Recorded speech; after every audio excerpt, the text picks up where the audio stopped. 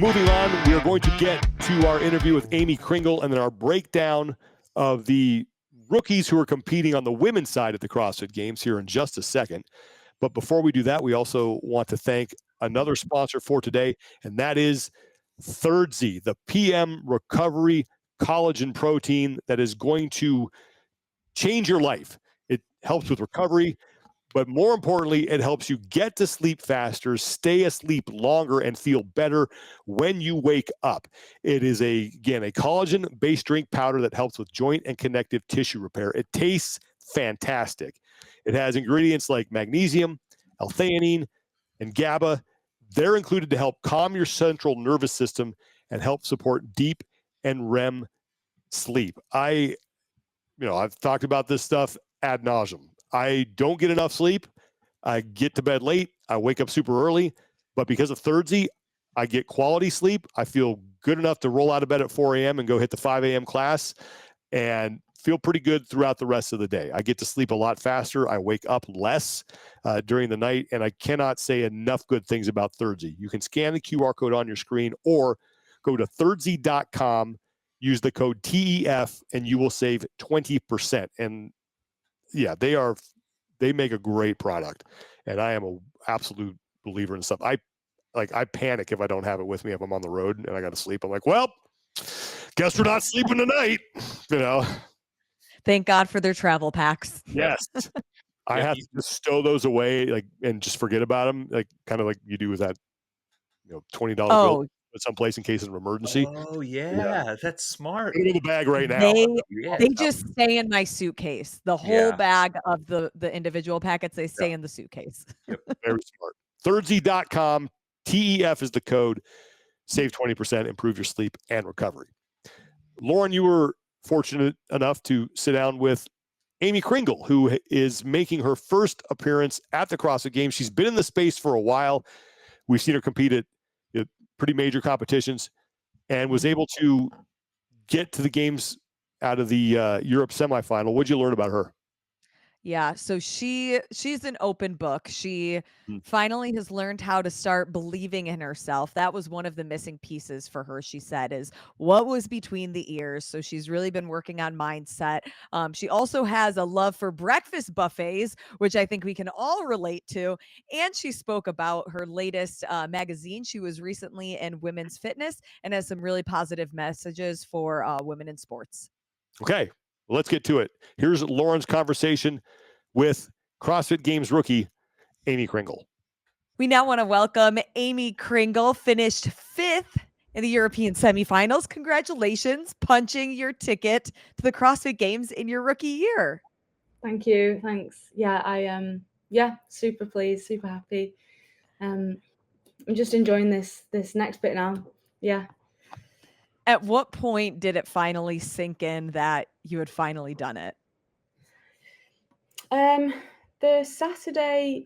end of Saturday, I was like, this is going quite well. And I think I told you at the time, I was like, this competition is probably the best one I've ever done. Yeah.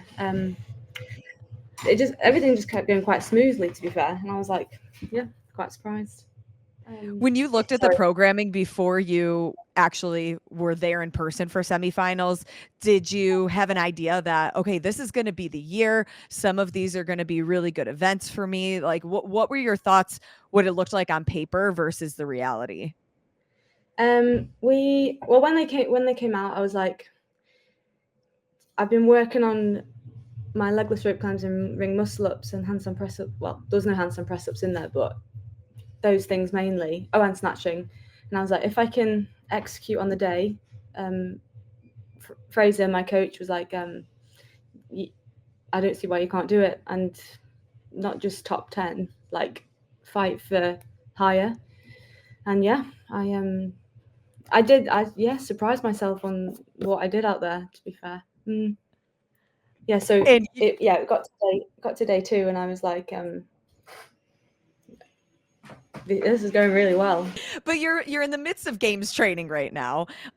Before we get to that, though, you started the weekend at semifinals in a way that was so impressive. And it was one of those moments where you feel like somebody is just going for it and they want to see if it can pay out. And that was you for me when I was watching, because the touch and go clean and jerks, nearly nobody else had that strategy, but that's the strategy you started with. So kind of take me through what was going through your mind when you decided to do that. So the workout got released and I trained with Harry Lightfoot. Yeah. And his coach Mike and my coach Fraser, they were like, I could think we just assumed it was assault runner. So we tested it on the assault runner, and then we did singles, I think, on the barbell, and we both like really found that hard.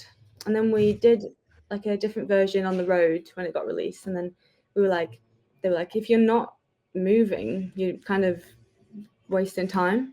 If you like, so he's like, well, we'll try touch and go big sets, and yeah, that's what happened. Well, that's what I tried to do. Like the plan was to like, what was first? The run.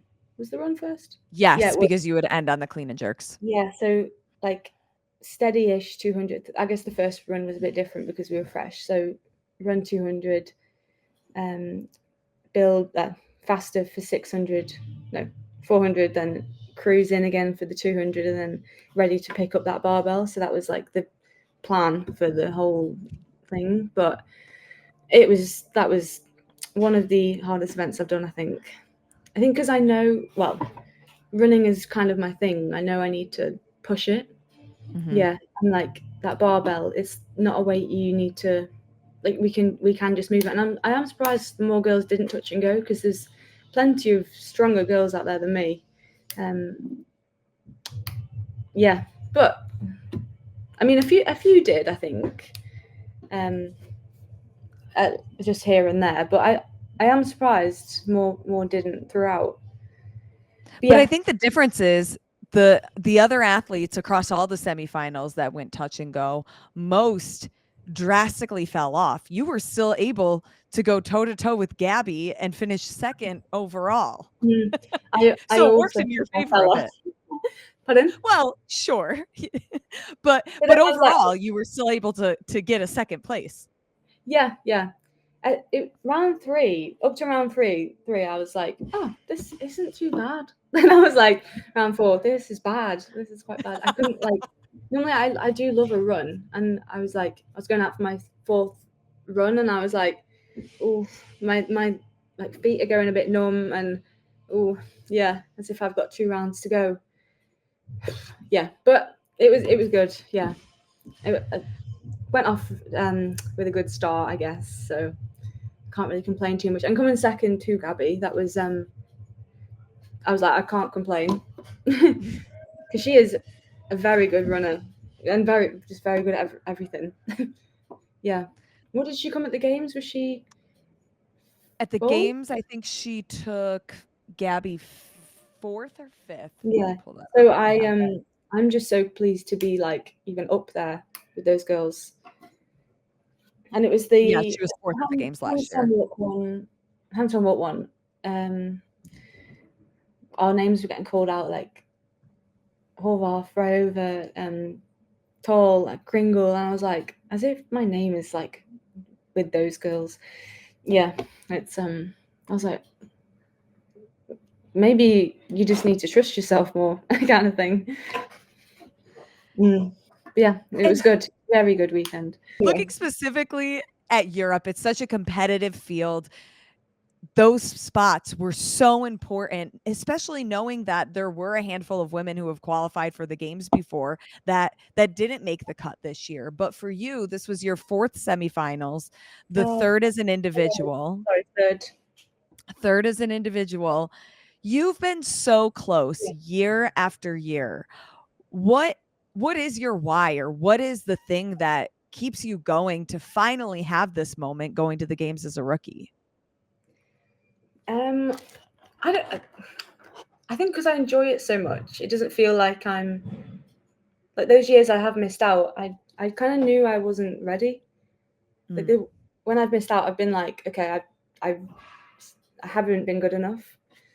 But I know like there was a lot of areas to work on and things like that, and I've been, I guess, doing that this off season. No, last off season. So I felt like I deserved it this year. Not that I didn't other years, but I knew like I wasn't like too disappointed kind of thing. So yeah, it just makes me work harder. Before you got to semifinals, did you feel like you deserved or that you would earn it this year? Or did you still have some hesitation that, well, maybe this isn't the year? This year, I was like, if I can do it like I did in training, then I think so. And then because Fraser had so much confidence in me, I was like, well, if he says it, then you need to believe it too. Yeah. So I still have those days where it's like, oh, am I not even that good kind of thing? But okay, I proved myself wrong. No, right, wrong. Yeah. It's time. Is that something that you've had to work really hard at, is like having that positive mindset and believing in yourself over the years? Yeah, it's definitely, I have noticed a big change in myself from last year's semi-final to this year. Just the way the way my mindset's been in every session. I'll like just set myself goals and just try to stick to them. I know it sounds little, but it's, yeah. And Fraser's like proud of, he's so proud of what we've been doing so far. When you look at all of the events from semifinals, is there one that you look back at and think, oh, I'm really proud of the execution or the placement or whatever? Yes. So event 1 was good, but it was like one I was gonna do okay at, because it was like running. Anything that has running in, I seem to like. It's quite nice. The second event, what was the second event? That was, so that was the front squat, 100 double unders. Yep, with the toes to bar. 10 front squats. Yeah, that weight, I love the double unders and toes to bar, but front squats I've never been a fan of, and in a workout they just like gas me so much. So we practiced it in training, and I did the bar unbroken, and I was like, that didn't feel too bad. So I was like, if I can do it then, I can do it on the day, maybe. And then I did, and I think I came 4th in that one, which Yeah, I was like, that is good for me. Yeah. So I was as I said to you, like when I spoke to you, I was like, I've never like pleased with myself that much, and I was I was like, oh, okay. And then so that one and the legless rope climb one, and again, was it at Sid? It was like the 10 rounds of one legless rope climb and the shuttle. I remember I failed my 10th legless rope climb, and once you fail a legless rope climb, it's not the easiest to like just get straight back up. So I had like a dodgy experience on that one. So then I'd been like put off them, and every time they'd come up in training, I'd be like, oh, it's legless rope climb day kind of thing.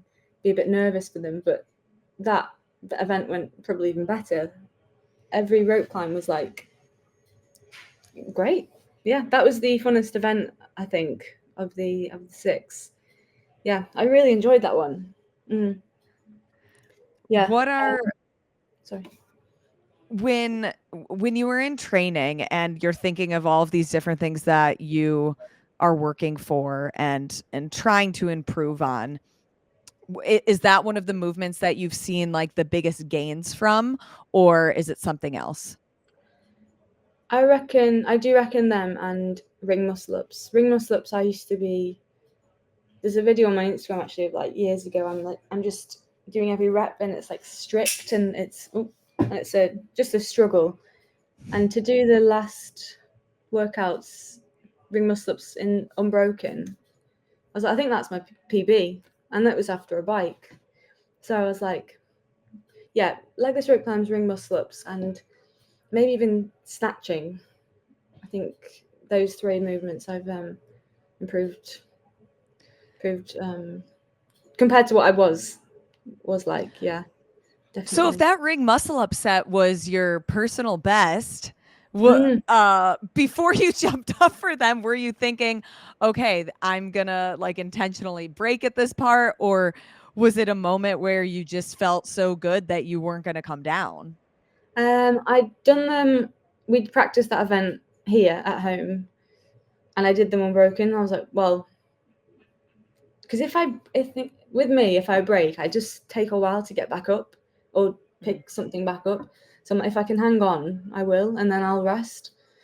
And I went into that event in third, so it was like I'm in.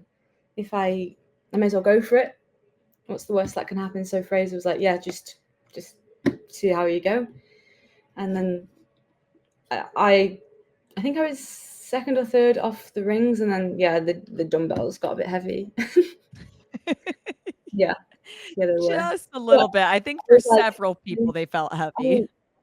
I can't believe how much they ruin people. But then there's the people like I can't really remember the names, but they just unbroken, holding them at the end like it was nothing. Yeah, I need to work on my grip like them. What are some of those things that you're working on now to get ready for the games? Yeah, well, before semi-finals, we were doing quite a lot of like, quite high skill like ruck things, like ruck, legless rope climbs, ruck dips, and just anything and everything with that ruck on. So, which is good, but it's like, it's so hard. But I'm looking forward to anything involving bikes or running, or definitely a lot of midline related things. Maybe some heavy lifting of some sort. All these odd obstacles and objects that they can throw in. Yeah. Hopefully everything I can kind of do. Yeah. If you were going to pick which heavy lift would show up, what would it be for you? Just one. I'd love a max bench press or a deadlift. Ooh, a bench press could be fun. It could be fun. Something different. They haven't done the barbell bench press workout in a while, have they? No, they did it at quarterfinals maybe 2 years ago. It was part of the total. Yeah. But not at the games. One like that would be quite fun, like a one or deadlift, bench, and clean. Should we go? What's your favorite food and how do you take your coffee? Okay, nice questions. My favorite food, I love cereal. Like, no matter what people say, I'm like, yeah, I absolutely love it. Yeah. What kind?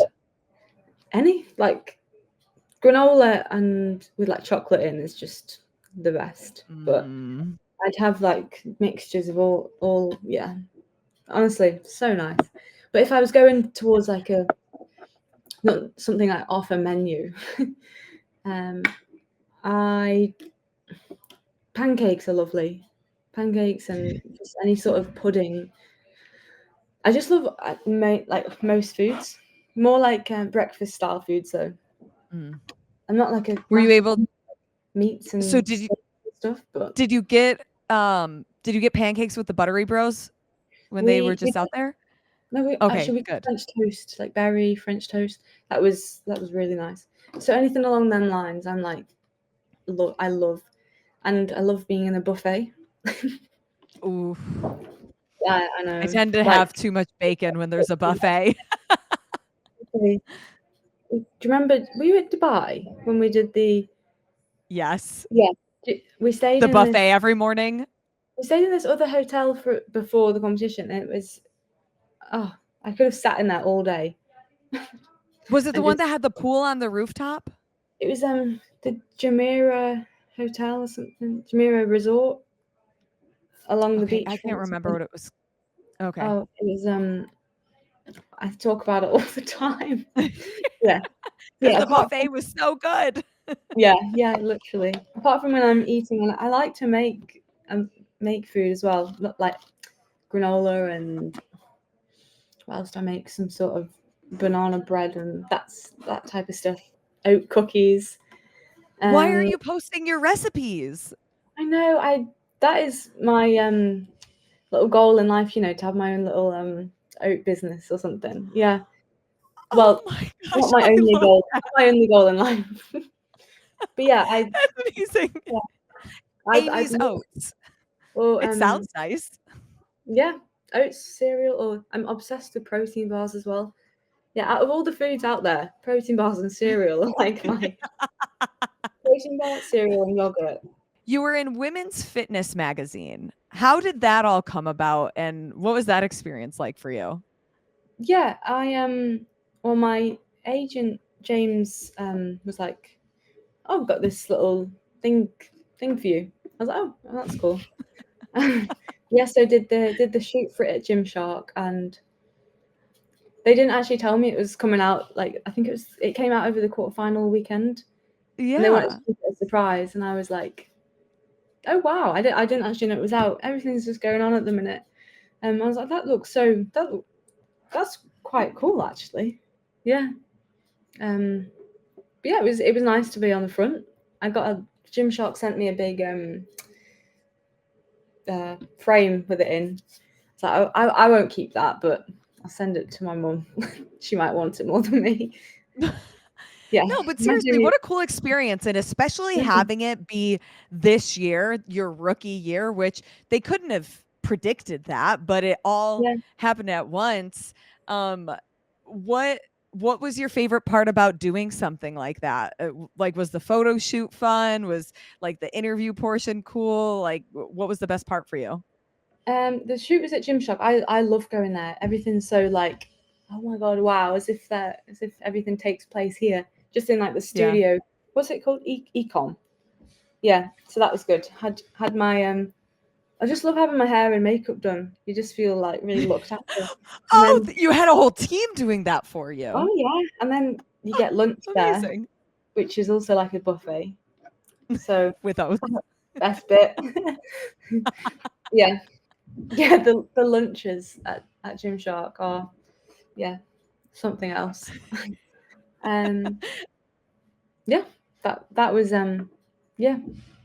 got there, hair and makeup, and done a bit of shooting.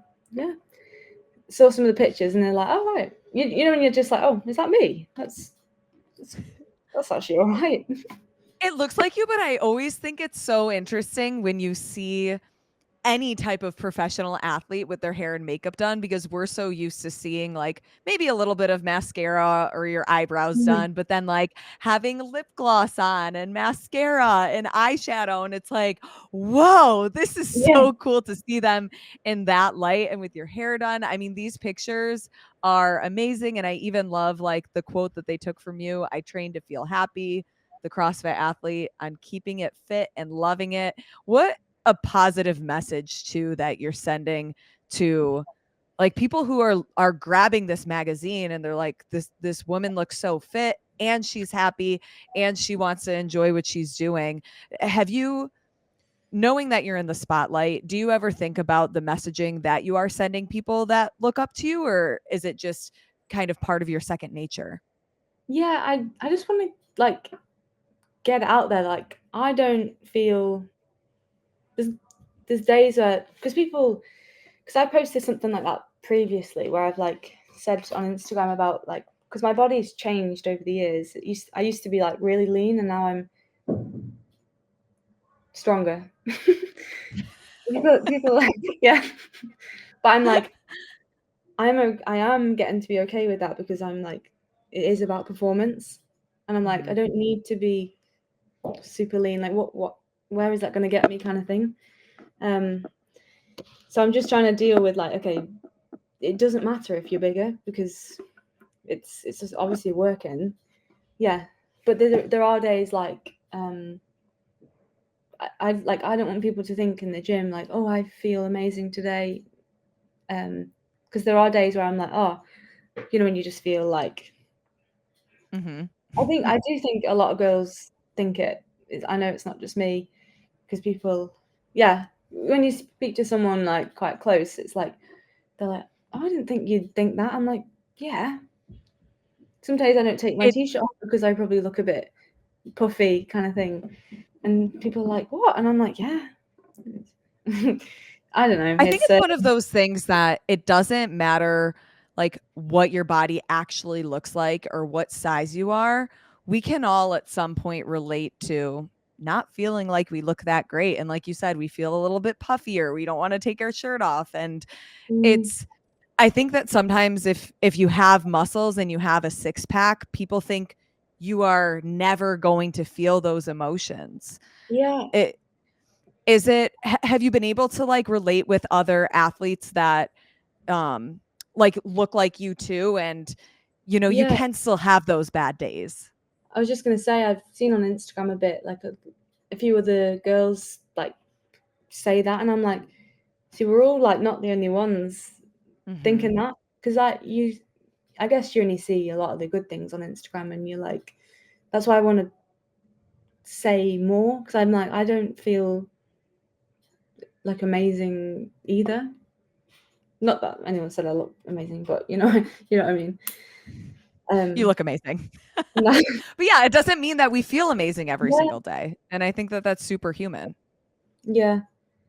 But yeah, I just think maybe I need to like post more about, because I'm like, so yesterday I posted this picture of me at a Gymshark shoot, and it's like good, but when I look at it, am I like picking out, oh, I see that, or I see that, but I don't say that in the caption, because I'm like, oh, people probably don't care, but people probably do care more about that, knowing, I guess, an elite athlete goes through that as well. Does that make sense? Yeah, I think it makes a lot of sense, and I think it's really relatable because I feel like every person puts themselves under such a microscope of what we think people see, but what yourself sees is so different than I think what the reality is sometimes. Yeah. What was I going to say? But yeah, and I guess now it's just like performance wise, so it doesn't even matter. Yeah, as long as I'm performing better, I don't mind. But it's hard to not mind sometimes. Yeah, I mean, as much as you can say this is my ultimate goal, and I know the nutrition choices I'm making right now lead me to that goal, it doesn't mean that you're going to have like every day is going to be great and you're going to feel like you look a 10 out of 10 every day. I think that anybody who says that is maybe not being honest with themselves, because we're all human. Yeah, exactly. So yeah, I'm glad hopefully the magazine gets that out there a bit more. Yeah, but I mean, what a great opportunity to be able to showcase, you know, fitness as a whole, CrossFit. It's good to say that you're feeling happy, you are happy. Now I'm just like going through, oh yeah, that picture with you in the frame. That's so cute. Oh, and I'm glad CrossFit's getting out there more, because it's just so hard and just so good for you. Yeah. It's so big now. And a lot of people are doing high rocks now too, aren't they? Yeah. Have you ever considered doing one? I feel like you would do great. I actually have done one. I did one in a pair, a mixed. Couples doubles. or doubles. Yeah. Doubles. That was in October with Sam Stewart. How was the experience? It was good. Our course, they said it was quite tight. It was in Dublin, and I think me and Sam are quite similar in the sense we're just a bit daft, bit ditzy. You know, we're just like, was that one lap or two? Then we're like, is it that way? That way? You know, like, oh no, wasting time. I'm like, well, yeah, I'm following you. He's like, well, I was following you. Yeah, it was, but it was fun. Yeah. Now looking ahead to the CrossFit Games, everybody kind of defines their success or what their goals are in different ways. But what are some of the things that, you know, after your rookie year is all said and done, that you can look back and say, yes, this was a successful first year? Okay. I just want to give everything my best efforts, and if I had a place set in my head, I'd love to get top 20 this year. Yeah, I guess that's my like little goal. Just to go, I'm over the moon with. Yeah, but I'd love that. Try if any workouts like look quite good for me, just like see what I can do there. Yeah, have fun with it as well. With it being the first year, maybe don't put like too much pressure on it. Amy, it was so great to catch up with you.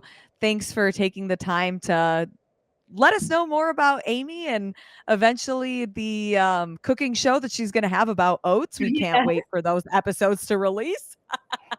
Or I'll at get least some post the recipes recipes. together. We want to be able to cook like you. Oh, I don't know about cooking. Maybe with bacon. Baking, yes, Bacon. baking. That I'm sounds not good. not the best chef in the world. But yeah, thank you so much. Sorry I was half sweaty and looking a bit of a mess, but you know. You looked great. You were great. And I'm sure we will catch up soon. Okay, thank you so much. I'll speak to you soon. Want to thank Aimee Cringle again for taking the time to sit down with Lauren. Great conversation. Looking forward to seeing what she can accomplish at the CrossFit Games. And what we wanted to do out of that conversation is to look at the 12 women who are making their rookie appearances at the CrossFit Games and put them into tiers. And as I said at the top of the show, rankings are great, but I've sometimes people are just so close. It's like they're 1A, 1B. So let's just put them in tiers, you know. And I don't know how many guys you guys came up with, but I had 3. And I said, here to have fun. So these are the athletes who are like, I'm here to show up, get some free gear, enjoy my time, and probably not going to make it through the whole weekend if there are cuts. Then there's here to make an impression. And these are athletes who have a fighting chance of being on the right side of the cut line if and when that happens, and could make some noise and establish themselves as legitimate CrossFit Games athletes moving forward. And then the final category that I had was here to mess stuff up. And these are athletes who they had, top 15, top 10, that's achievable. Yeah. I think more or less that is kind of the groupings that I looked at. Mhm. I know, Lauren, you probably had an extra tier. I Yeah, think I you had had 4 4, but tiers. Because Lauren's more thorough than us. it's kind of tough. I think I if couldn't I were to decide add on 3. if I were to add a 4th tier, it would be splitting up that middle one, because I do Okay. think the top 2, like the Step Brothers, we were to mess shit up as wearing tuxedos to Yeah. your interview, is definitely a good one. And then Oh, now I'm just thinking of when he farted and how long it was. is that ketchup, Yeah. the onion, Yep. I could taste it. That movie's a classic. Okay, That is a classic. now the tuxedos are kind of messed up. um, Yeah, and then I think the bottom tier of like, hey, smile and wave, enjoy the jersey kind of thing is also very appropriate. well, I wanted to look back at kind of where some of what the top rookie performances over the past couple of years have been. And it's the number 16 comes up a lot. So 2023 on the women's side, last year, Olivia Kerstetter, Yep. 16th. 2022, Lucy Campbell, 16th. Yeah.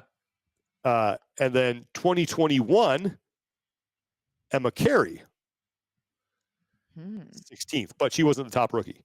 No, neither Alan was Bryant- Lucy Campbell. She wasn't. Who was? Emma Lawson.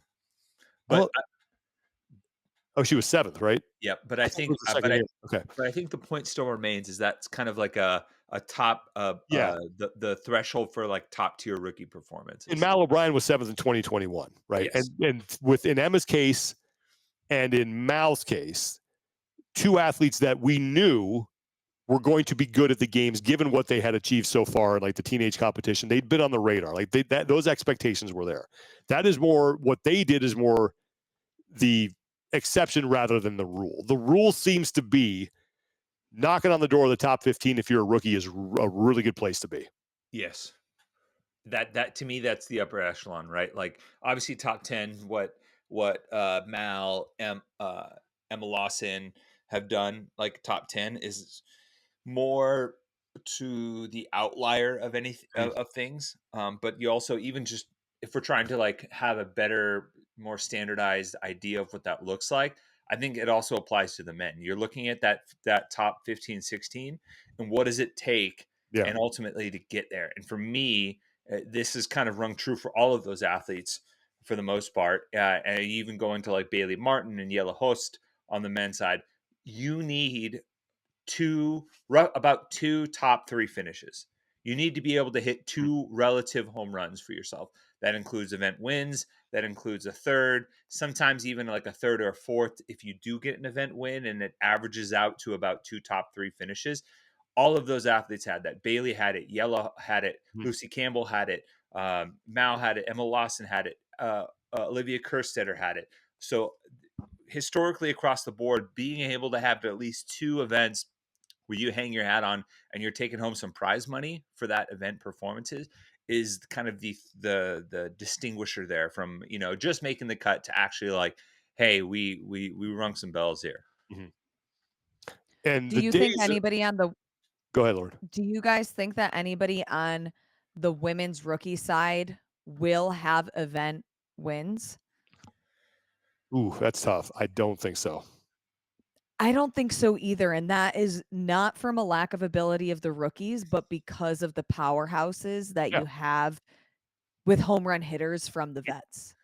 I mean, before you said that, I was going to say the last female rookie to show up and finish on the podium was Laura Horvath in 2018. And that's 6 years ago. And those days are, I mean, times are changing. Yeah, that's again, exception, not the rule. But let's just jump into it. So I had in sort of my bottom, the tier here to have fun. And I shout out to Barkley Dale because I looked at his overall semifinal leaderboard to kind of give me an idea here, just to where to start. But man, you didn't share that document. I don't need to share it. You can go on his Instagram page. He has a free link to it. Yeah. You're right. You're right. Yeah. This was my lack of research on my own. Barkley's the man. I When love in doubt, Barkley. call Barkley. Dewan Jung finished 39th worldwide. What's the highest an athlete out of Asia has finished at the games? Anybody know off the top? Like, it's technically Roman Krenikov. Okay, but Asia. Female. Ooh, I want to say Sung Young Choi potentially was 2 years ago, made the cut. Okay, but that I don't know. Probably not going to happen here. Daisy McDonald, who finished 38th worldwide. Andrea Pinheiro was 37th worldwide. Georgia Pryor, who was 40th. And Gemma Rader, 36th. Those are the ones that I put in, given what you did at semifinals. I'm not expecting anything huge here. Yeah. What say you two? I those all sound pretty solid for me. I think it's tough to answer your question. I believe 23rd by Sarah Kaya last year was probably the highest that we've had a woman from Asia finish. In general, first year from Africa and Asia athletes, they're fighting for to get out of the bottom five. Yeah. Mm-hmm. I think Andrea Pinheiro is a masters athlete and she was a masters champion, I believe, last year for the women, but it's the volume of the weekend is much different on the individual side. Yes. And yeah, I just think it's going to be tough sledding for them, especially like you look at that Barkley's like cross regional comparison, and even with South America going later in the lineup and having the advantage of seeing all the different times and everything like that, there's she's still towards the bottom. Yeah. Lauren, anything on there that you had differently in your? Mine was the same. I did have, who did I put in the Georgia Pryor, I had in my tier 3 out of 4. Okay, so she's one more up. Well, that's actually a good But jumping off yeah. point. Because I bumped up into my next sort of here to make an impression. Kyra Milligan is the one for me that I sort of bumped up into that next one. And it's because of her experience. She's been to the Rogue Invitational. She's competed at Wadapalooza. She's been around Mayhem, had some success on a team there. I feel like she could. This is like to me where she sort of takes the next step in her career of being a perennial games athlete. So I Then just why would you put her in the next tier up and not your first tier? because I don't think she's going to finish top 15 or has the potential to. I think she's. Oh, is that she's what the 20th. conversation is? For Top me, it was. 15? For That's me, her it is. top tier. For me, it is. Like Okay. and that's why I wanted to mention that all those outstanding rookies who finished 16th with some few exceptions. It's that I think if you get into the top 15 as a rookie, that's outstanding. So I think the next women that I have on my list were Hattie Canyo, Kyra Milligan, Lexi Neely, and Grace Walton. All I think will be in that mix to finish somewhere between 16th to 25th, 26th. 15th being obviously the way best case scenario. Probably more towards the back of that, though. Yeah. Oh, I'm kind of torn. I feel like I could potentially move Grace Walton up a little bit more. Okay, why? It kind of comes down to some of the things that like the Australian athletes do really well with the outdoor events. Sure. But we don't know if there's But going to how be. many outdoor events will there? Yeah. I That's feel true. like Or not. swim. Yeah. I mean, they're not going to be able to paddleboard unless they're going to fly them to a beach in South. I don't know. But then again, I think of somebody like Aimee Cringle, who I do have in my top tier. Same She here. would fare really well at those longer workouts, those endurance workouts, anything outside. I think she'd do well with swimming. I think she would do rucking, running, etc. But it's hard to know if we're going to see those types of things because of the heat. But I'm still going to keep her in my top tier. Yeah, I think it comes down to like if we see a swim, we see like even if it's in a controlled environment, like a swim type event. I think that's something Grace Walton can finish in the top 3. Push. I mean, She demolished that one at Wadapalooza, at right? Wadapalooza, yeah, Wipeout, and there's always the Tia factor because I feel like she's a blocker for an event win anytime, like any of Right. these Yeah. games caliber type events. But I think Grace Walton could potentially move up in one of those swim type events, and she's consistently gotten better at some of the inside the gym. I think Aimee Cringle, like running longer endurance stuff, is fantastic at. I think she's a candidate there. Those are the things that I look at that could potentially move her into that tier 1 based on the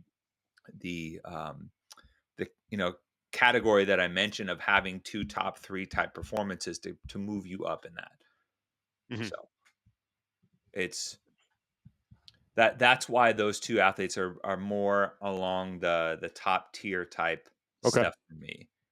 All right. I have Kyra Milligan in my top tier too. Okay.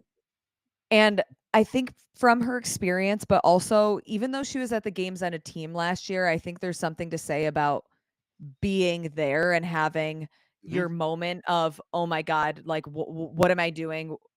Take the training wheels off. We're in the big leagues now, where even though she was on a team, she still had a little taste of that. But I am curious, since this is a new venue for everyone and the structure will be different for everyone, how that plays a factor into whether you were a true rookie at the games or maybe Yeah. this is your second year at the games. That's a really good point. It's probably something we take for granted too, because having been in Madison, once you get the lay of the land there, if you're a veteran, you know where to go, where warm up area is, how everything works underneath the Alliant Energy Center. That's going to be new for everybody. That's a really interesting point. I hadn't thought of that. Like I think of even when I was a competitive dancer, going to a venue that you've already performed on, you know what the floor Yep. feels like. You know like where the lights are and everything. So it's a little bit more predictable than a brand new stage or a brand new floor. Yeah, that will be interesting to see how that that sort of levels the playing field, if at all. The other thing that also does matter too for some of these athletes, if there are cuts, where does that potential home run event for you show up in the line of the weekend, right? Yeah. Yep. Because If having you that talk to early Amanda on, Barnhart, she said that if things were different, there's no way that she like wouldn't have made it through the cuts What yeah, year? last year. Sure. Was it last year or 2 years? Either last year or 2 I think it was years ago. last year. Now I'm Yeah. forgetting. Yeah.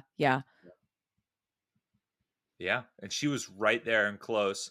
Mhm. And then the last couple of events, the parallel bar pull, echo thruster, Yeah. probably pretty good. The Olympic So I don't total, like cuts. yeah, she missed. Not everybody finished.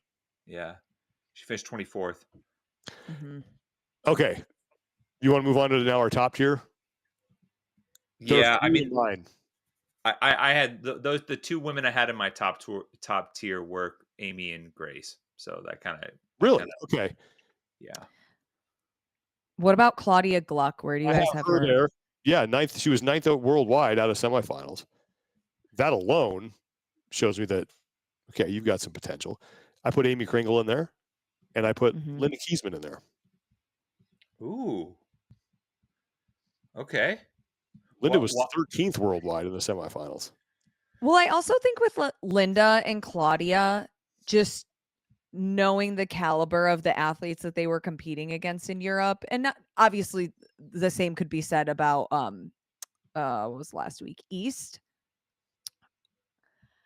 It makes me want to rank them higher Hmm. because of the strength of field, I suppose. Interesting. Yeah, I mean, I'm looking at Linda's resume here. 7th at the French She's been Throwdown. close. Yeah. Yeah, top 100 in the Worldwide Open. Madrid Championships last year, she was 11th. 13th at the European Semifinal last year. So that would have been what, 2 spots out? They took 11 last year. Yeah. Yep. So super close. 59th in the Open. 2022, 15th in Madrid, 7th at the French Throwdown, 11th at the Lowlands Throwdown. So she's got a lot of big competition experience under her belt, and she's been close.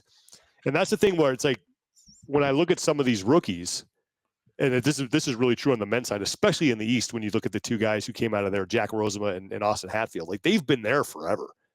Mhm. They've been around. It's not like they just, where did this person come from? And all of a sudden they're in. They've been living there.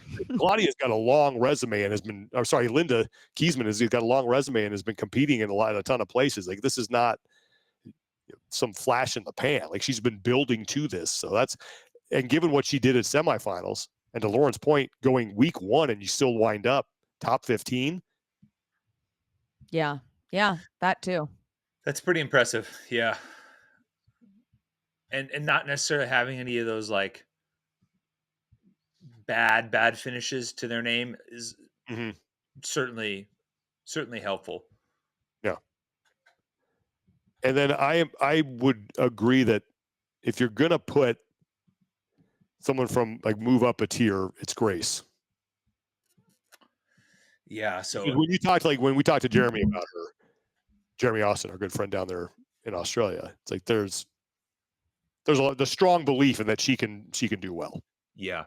And even just like, kind of again going back to the number side of that, if that trend holds true with those two top threes, you're looking at about a 21st place finish average the rest of the way to get to the points range that typically lands you around 16th, 15th on the women's side. Mm-hmm. So it's not just like, so okay, that's where the home runs are, but then how do we average out the rest of those finishes? And you don't even need to finish in the top half in every other event. You can finish 21st.